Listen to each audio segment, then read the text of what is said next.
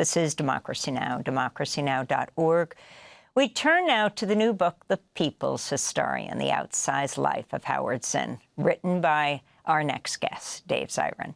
The book explores the remarkable life of the late historian, teacher, and activist Howard Zinn. He's best known for writing a people's history of the United States. First published in 1980, the book has sold more than 4 million copies. Howard Zinn died in 2010 at the age of 87, but his work is still seen as threatening to many, and by others by empowering so many. During his first term, President Trump directly attacked Zinn's work. The left-wing rioting and mayhem are the direct result of decades of left-wing indoctrination in our schools. It's gone on far too long. Our children are instructed from propaganda tracks like those of Howard Zinn that try to make students ashamed of their own history. Over the years, Professor Howard Zinn appeared on Democracy Now! Many times. In 2009, he talked about the importance of teaching students the true history of the country. It's true that people have asked that question again and again.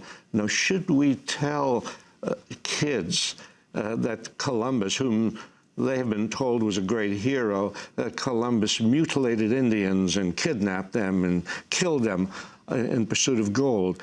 Should we tell people that Theodore Roosevelt, who is held up as one of our great presidents, was really a warmonger who loved military exploits and who congratulated an American general who committed a massacre in the Philippines? Should we tell young people that? And I think the answer is we should be honest with young people. We should not deceive them. We should be honest about the history of our country. And we should be not only taking down the traditional heroes like Andrew Jackson, Theodore Roosevelt, but we should be giving young people an alternate set of heroes. So that is the late, great historian Howard Zinn. Dave Zirin joins us now. Dave, you wrote The People's Historian, The Outsized Life of Howard Zinn. Everyone knows you as a sports writer.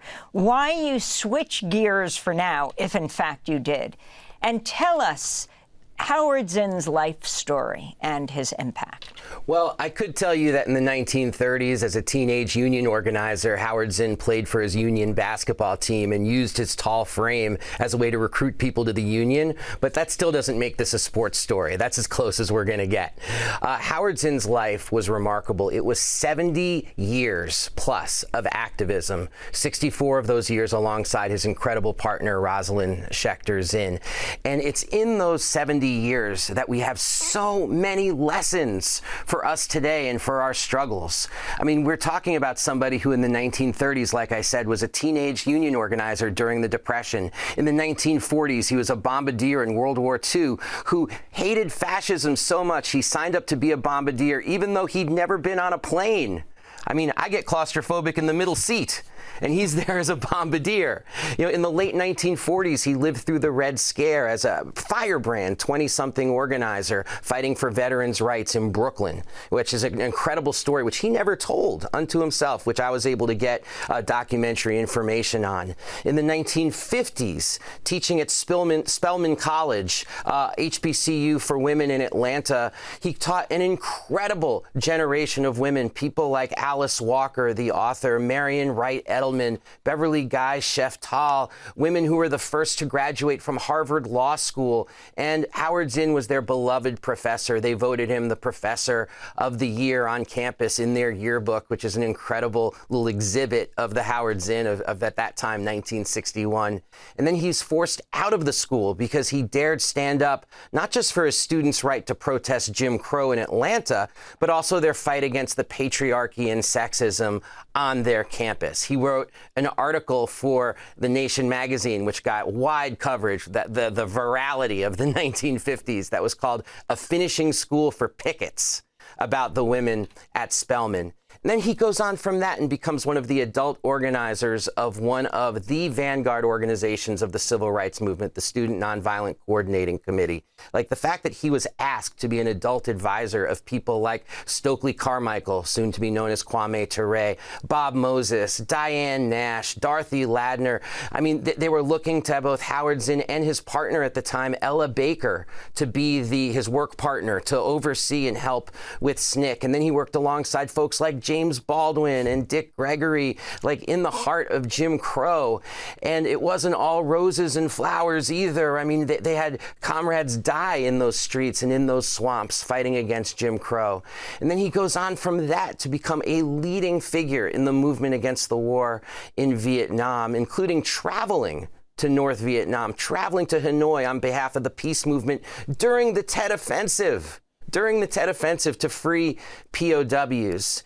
And he continues being active into the 1980s, into the 1990s, and in the 2000s, as you well know, because he loved appearing on Democracy Now! To talk about this, the wars in the Middle East, the endless wars of George W. Bush. He spoke out against something we're dealing with so strongly today, the growing surveillance state that we were seeing under the Patriot Act and George W. Bush.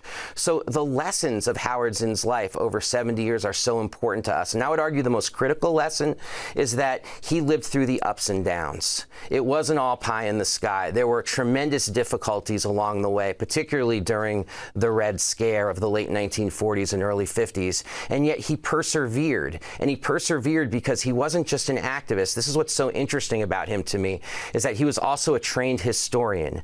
And we don't always see trained historians on the front lines of activism. And frankly, that's why so many, like I would call them centrist or liberal historians, are so resentful of him and his work, because he was such a frontline fighter, and for him being an academic was always secondary to being in the streets and making history, not just studying history. I want to go back to a 1997 film, that Oscar-winning film, Good Will Hunting, which had this famous scene featuring Robin Williams and Matt Damon. You want to read a real history book, read Howard Zinn's People's History of the United States. That book will f***ing knock you on your ass. Better than Chomsky's Manufacturing Consent? You think that's a good book? There it is. And you have a lot from Matt Damon in this book. I was able to interview Matt Damon for the book. He was incredibly generous with his time in talking about Howard Zinn, because, you know, he grew up next door to Howard Zinn and Rosalind Zinn and the Zinn family in Newton, Massachusetts. They shared a wall of their duplex, to the point of which Matt Damon talks about his brother hearing Howard Zinn type out a People's History of the United States on one of those old typewriters. And Matt Damon told a lot of stories about growing up at Zinn's knee, barbecues, things of the like. But the story I loved the most was that Howard Zinn was giving their family early drafts of a People's History of the United States. And at 10 years old, Matt Damon's mother, Nancy Carlson Page, who's an incredible education activist, by the way, Nancy Carlson Page read her 10-year-old son the opening chapter of a People's History of the United States, which is, of course, all about the plunder of Christopher Columbus, the depravity in terms of how he treated indigenous people in this country. So 10-year-old Matty Damon goes to school and does an oral report in class about Christopher Columbus and all of his crimes. And they actually, they called his parents because they were so concerned that he was coming into school talking about this.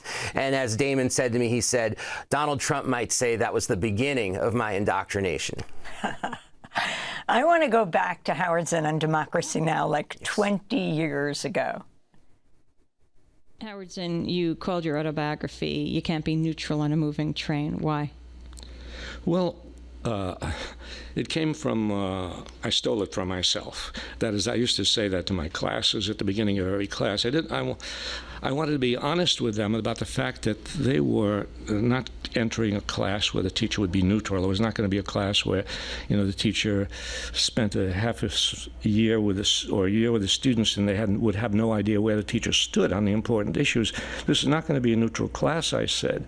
I don't believe in neutrality. I believe neutrality is impossible because the world is already moving in certain directions. Wars are going on. Children are starving. And to be neutral, to pretend to neutrality, to not take a stand in a situation like that is to collaborate with whatever's going on, to allow it to happen. I did not want to be a collaborator with what was happening. I wanted to enter into history. I wanted to play a role. I wanted my students to play a role. I wanted us to intercede. I wanted my history to intercede and to take a stand on behalf of peace, on behalf of racial equality or sexual equality. So I wanted my students to know that right from the beginning. No, you can't be neutral on a moving train. You can't be neutral on a moving train. Incredible. And Dave, how did you come to know Howard Zinn? I came to Howard Zinn because he got my sports writing from a mutual friend, a collaborator of Howard Zinn named Anthony Arnove. And Howard read it, and he asked me if I would write a book for his People's History series called A People's History of Sports in the United States. And we got to know each other, and he asked me if I would travel with him at the end of his life and interview him on stage. I got to tell you, the easiest, as you well know, the easiest interview in the world. You would just say, Howard Zinn, Civil Rights Movement, your thoughts. Half an hour later, and 3 different times of people applauding and interrupting him, I would just sit there. I could have had coffee and popcorn, and I would have been as happy as anybody in the crowd. Just a terrific interview. And I got it a couple of times. I said to him when he would tell his stories, what we need is a people's history of Howard Zinn, because I think this is very much of Howard Zinn being of that generation of the 1930s, the Depression generation. You're always looking at the movements. You're always looking at the struggle. So he would pull his name from the stories and tell them more generally. And I said to him, we need your stories. I never thought I'd write it, but now I have. And talk about him being a bombardier in World War II. And Very what powerful he for him. then did afterwards, going to Absolutely. the sites he had bombed. Well, he spoke about when he was a bombardier about being, quote unquote, war crazy, because they psych you up, they push you to bomb these areas. And then he realized what was happening, and he became a person of peace for the rest of his life. Let's go to Howard Zinn talking about this on Democracy Now!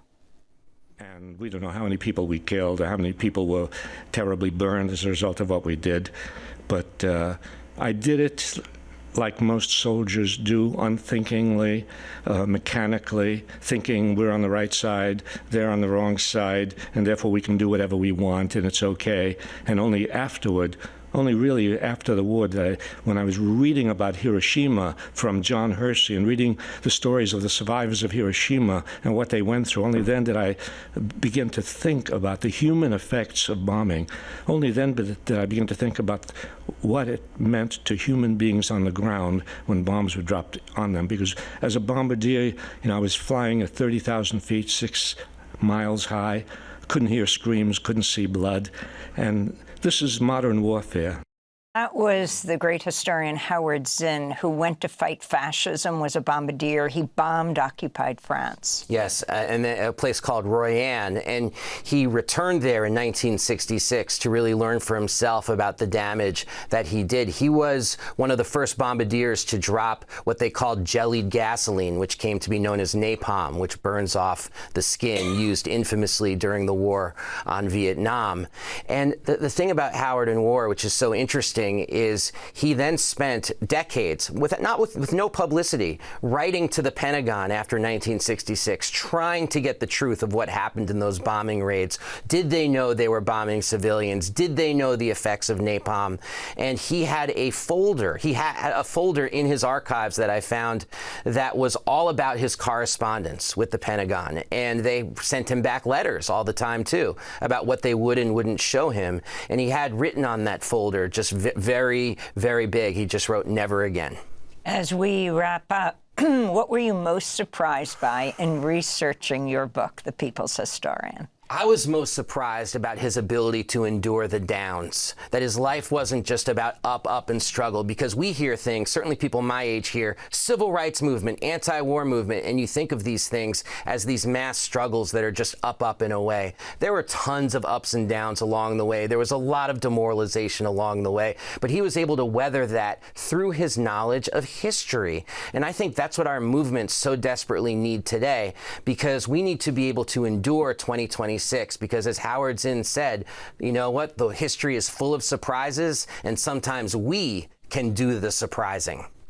Well, we want to thank you so much for being with us. Dave Zirin, author of the new book, The People's Historian, The Outsized Life of Howard Zinn. He's sports editor at The Nation, author of many other books, including A People's History of Sports in the United States, that he did at the request of Howard Zinn. We're going to bring you a post-show at democracynow.org. Dave is a sports writer, and we want to find out the politics of what just happened, the attempted privatization of FIFA. Wow. Go to democracynow.org for that. Thank you so much for this book. Thank you, Amy. Dave Zirin. Democracy Now! Is produced with Mike Burke, Dina Guzder, Angelique Comet, Messiah Rhodes. I'll be in Edinburgh next Tuesday and London next Wednesday. Check our website at democracynow.org. Thanks for watching Democracy Now! On YouTube. Subscribe to the channel and turn on notifications to make sure you never miss a video. And for more of our audience-supported journalism, go to democracynow.org, where you can download our news app, sign up for our newsletter, subscribe to the daily podcast, and so much more.